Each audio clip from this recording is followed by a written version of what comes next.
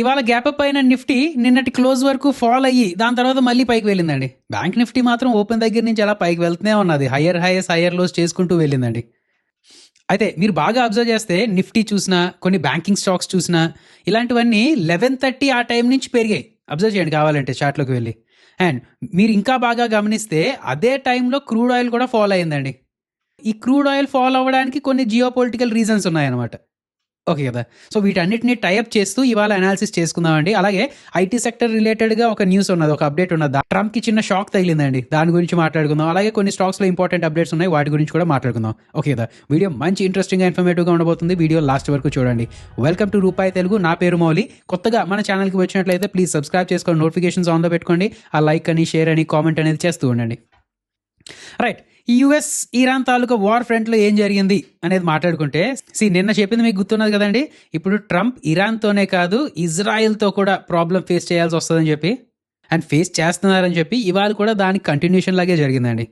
ఇవాళ ఏం జరిగిందంటే, ఇజ్రాయెల్ వాళ్ళు లెబనాన్ మీద స్ట్రైక్స్ చేశారు. దానికి రిటేలియేషన్గా ఇరాన్ వాళ్ళు ఇజ్రాయెల్ మీద స్ట్రైక్ చేశారు.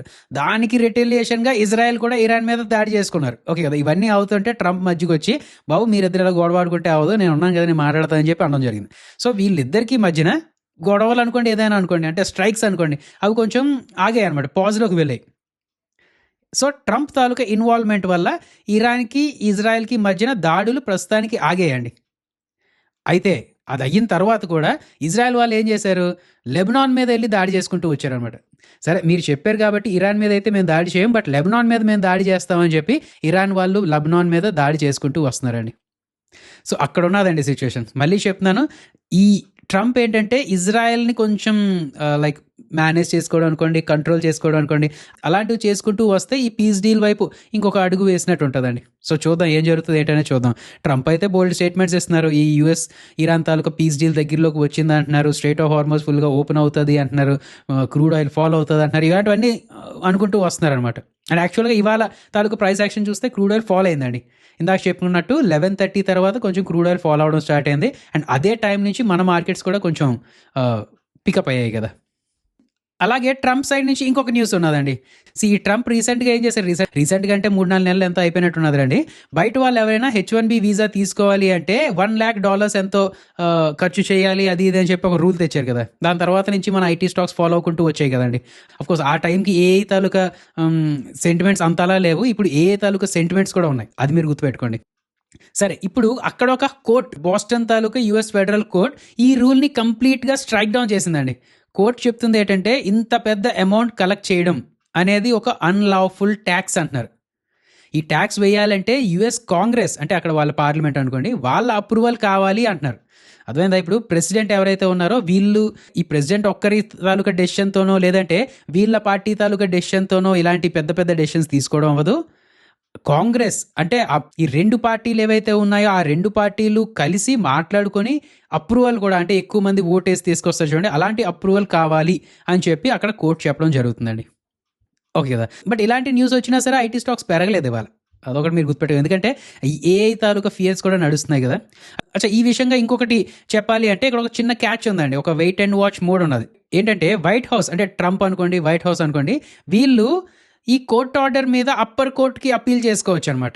సో అక్కడికి వెళ్ళిన తర్వాత ఎలాంటి తీర్పు వస్తుందో ఏంటనేది కూడా మార్కెట్ చూస్తూ ఉంటుందండి. అండ్ ఇంకొకటి, ఒకవేళ ఈ H1B వీసా ఈ రోల్ లేకపోయినా సరే, రీసెంట్గా US secretary of state Marco Rubio గారు ఏమన్నారు రీసెంట్గా ఇండియా వచ్చినప్పుడు, ఇది ఇండియాకి అగేన్స్ట్గా కాదు, యుఎస్ ఇమిగ్రేషన్ని మోడర్నైజ్ చేస్తున్నాం అని చెప్పి అన్నారు. అంటే ఫ్యూచర్లో ఇంకా స్ట్రిక్ట్ స్క్రీనింగ్ అని, సోషల్ మీడియా ప్రొఫైల్ చెక్స్ అని, ఎవరైతే ఎక్కువ శాలరీ డ్రా చేస్తున్నారో వాళ్ళకి ఎక్కువ ప్రయారిటీ ఇచ్చే రూల్స్ అని, ఇలాంటివి తెచ్చే ఛాన్సెస్ ఉన్నాయనుకుంటున్నారు కదా మార్కెట్.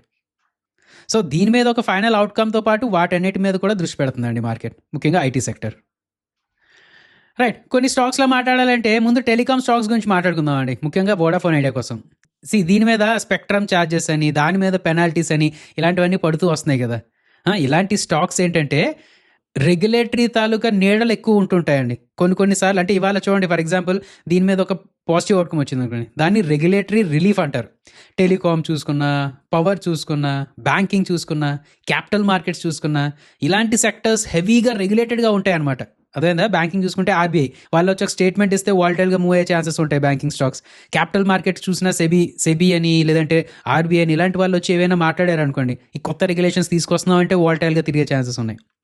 సో ఈ సెక్టర్స్లో ఏంటంటే గవర్నమెంట్ పాలసీస్ అని, ట్యాక్స్ డిమాండ్స్ అని, కోర్ట్ కేసెస్ అని, వీటి వల్ల ఏంటంటే ఈ కంపెనీస్ తాలూకా బ్యాలెన్స్ షీట్స్ ఒక్కసారిగా మారిపోయే ఛాన్సెస్ ఉంటాయి.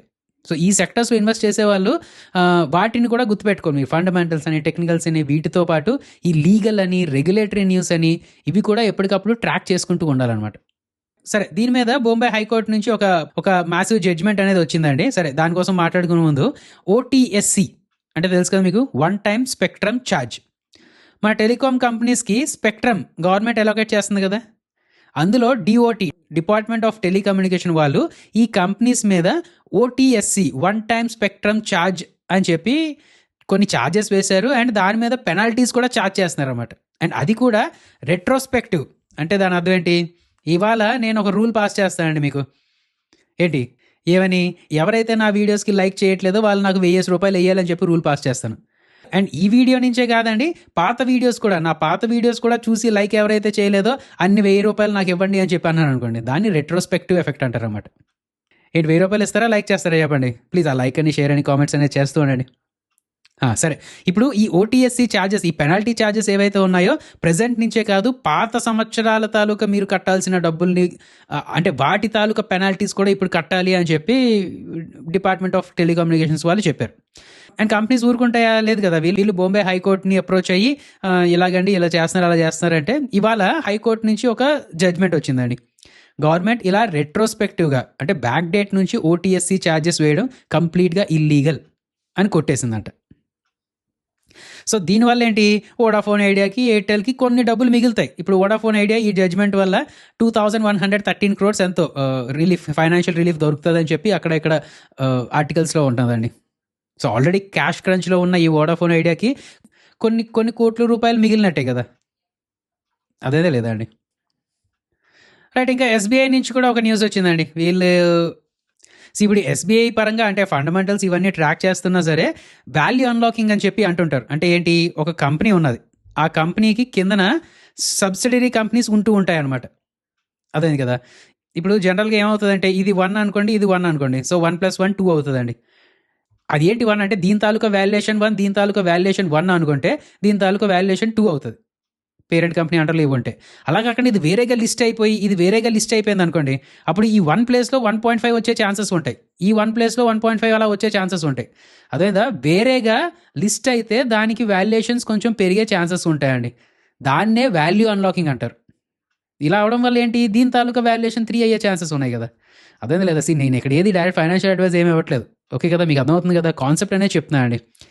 మీరు కావాలంటే ఏ కంపెనీ అయినా చూడండి, లేదు అంటే ఈ హోల్డింగ్ కంపెనీస్ ఉంటాయి చూడండి, బజాజ్ హోల్డింగ్ కంపెనీ అనో, టాటా హోల్డింగ్ కంపెనీ అనో, వాటికి దేని దాంట్లో ఎంత స్టేక్ ఉన్నది అనేది చూడండి మీరు, ఓకే కదా.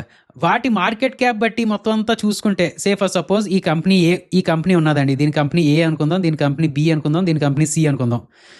ఈ కంపెనీ ఏకి ఇందులో 50%, ఇందులో 50% ఉన్నది అనుకుందాం, అంతే అండి, ఇంకంతే. ఈ కంపెనీ ఏదికి వేరే పనేం లేదు. నా దీనికి 1 lakh మార్కెట్ క్యాప్, దీనికి 1 lakh మార్కెట్ క్యాప్ అనుకుందాం. అంటే ఇందులో 50% 50,000, ఇందులో 50% 50,000 కలిపి దీంట్లో 1 lakh దీనికి 1 lakh మార్కెట్ క్యాప్ ఇవ్వాల్సి వస్తుంది. బట్ అంత ఇవ్వకుండా 80,000 ఎంతో ఇస్తారండి. ఇప్పుడు వేరేగా లిస్ట్ అయ్యాయి అనుకోండి, అప్పుడు దాన్ని వాల్యూ అన్లాకింగ్ అంటారు. సో ఇప్పుడు ఎస్బీఐలో ఇలాంటిది జరగాల్సింది. అయితే ఇవాళ మీడియా వాళ్ళు ఎవరో ఒక డౌట్ అడిగారు అనమాట, ఎస్బీఐ తాలూకా చైర్మన్ని అడిగారు, ఎప్పుడు ఎక్స్పెక్ట్ చేయొచ్చు ఎస్బీఐ తాలూకా జనరల్ ఇన్సూరెన్స్ తాలూకా ఐపీఓ ఎప్పుడు ఎక్స్పెక్ట్ చేయొచ్చు అని అడిగితే ఆయన క్లియర్గా ఒక ప్రయారిటీ సెట్ చేశారు. ఏమంటున్నారు, ఎస్బీఐ తాలూకా జనరల్ ఇన్సూరెన్స్కి టైం ఉన్నది, బట్ ముందు ఎస్బీఐ తాలూకా ఏఎంసీ లిస్ట్ అవ్వడానికి ఎక్కువ చూస్తున్నామేమో అని చెప్పి ఒక క్లారిఫికేషన్ ఇచ్చారండి. అదేనా లేదా. సో ఆ టైం లైన్స్ అని వీటి మీద దృష్టి పెడుతూ ఉంటుంది మార్కెట్. అలాగే సన్ ఫార్మా వాళ్ళు చూడండి, ఓవర్సీస్లో ద బిగ్గెస్ట్ ఎక్వేషన్ చేస్తున్నారని చెప్పి రీసెంట్గా మాట్లాడుకున్నాం కదా, దానికి వాళ్ళు బ్యాంక్స్ నుంచి అప్పులు కూడా అడుగుతున్నారు. అండ్ అందులో ఎస్బీఐ కూడా పార్టిసిపేట్ చేస్తుందని ఒక ఆర్టికల్ వచ్చిందండి ఇవాళ. సో ఇది కూడా దృష్టిలో పెట్టుకోండి మీరు. రైట్, ఇంకా రేపటి మార్కెట్ మీద ఉన్న మ్యాక్రో ఇండికేటర్స్ ఇలాంటివన్నీ చూద్దామండి. ఫస్ట్గా మాట్లాడాలి అంటే యూఎస్ తాలూకా సిపిఐ డేటా June 10th రానుంది. సో రేపు నైట్ ఎప్పుడో వస్తుందండి. అయితే దానికోసం స్పెక్యులేషన్స్ కొంచెం నడిచే ఛాన్సెస్ ఉంటాయి కదా, సో కొంచెం అలర్ట్గా ఉంటూ ఉండండి అండ్ దీని మీద ఎక్కువ దృష్టి పెడుతూ ఉండండి. ఇంకొకటి కోర్స్ ఈ మిడిల్ ఈస్ట్ తాలూకా టెన్షన్స్, దానివల్ల క్రూడ్ ఆయిల్ అలా తిరుగుతూ ఉంటుంది. ఎందుకంటే ఇవాళ మీకు చెప్పడం జరిగింది కదా, క్రూడ్ ఆయిల్ పడుతున్నప్పుడే మన మార్కెట్స్ అనేది పెరిగాయి. 11:30 ఆ టైం అనుకుంటాను, కొంచెం జాగ్రత్త చూడండి. అలాగే స్టాక్స్ పరంగా మాట్లాడాలి అంటే ఎన్ఎల్సి తాలూకా ఓఎఫ్ఎస్ రేపు స్టార్ట్ అవుతుంది కదా, జూన్ 10th ఓపెన్ అవుతుందండి. దీని తాలూకా ఫ్లోర్ ప్రైస్ ఎంత, దీని తాలూకా వాల్యూమ్ యాక్షన్ ఎలాగవుతుంది, ఇలాంటివన్నీ చూసుకుంటూ ఉండాలి మీరు.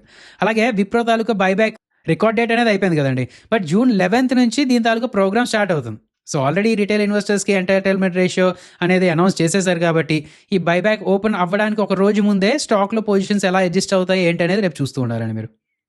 ఓకే కదా. అండ్ అలాగే ఐటీ సెక్టర్, ఇవాళ మనం మాట్లాడుకున్నాం కదా, ఈ H1B వీసా ఫీని క్యాన్సిల్ చేస్తున్నారు అని చెప్పి కోర్టు చెప్పడం. సో దానికోసం ఎలాంటి స్టేట్మెంట్స్ వస్తాయి, ఈ ఐటీ సెక్టర్ మీద బ్రోకరేజ్ సంస్థలు ఎలాంటి రిపోర్ట్ ఇస్తాయి ఏంటి అనేది చూస్తూ ఉండాలండి. ఓకే కదా, అదైనా లేదా. సో ఇదండి ఈ వీడియో కూడా మీకు యూజ్ అయింది అనిపిస్తే ప్లీజ్ లైక్ చేయండి, షేర్ చేయండి, కామెంట్ చేయండి. జై హింద్. ఒకసారి మన డిస్క్లైమర్ చూసేయండి, మేము ఏది చెప్పినా సరే అది ఎడ్యుకేషన్ అండ్ ఇన్ఫర్మేషన్ పర్పస్ కోసమే. మేము SEBI registered advisor or research analyst రెండు కాదు. మేము ఏమి ఇచ్చినా సరే అది ఫైనాన్షియల్ అడ్వైస్ కాదు. We're not giving any buy or sell calls. ఏది ఫైనాన్షియల్ అడ్వైస్ కాదండి, జస్ట్ ఎడ్యుకేషన్ ఇన్ఫర్మేషన్ పర్పస్ కోసం. మీ ఓన్ రీసెర్చ్ చేసుకోండి, లేదు అంటే ఒక సెబీ రిజిస్టర్డ్ అడ్వైజర్ అయినా కలండి.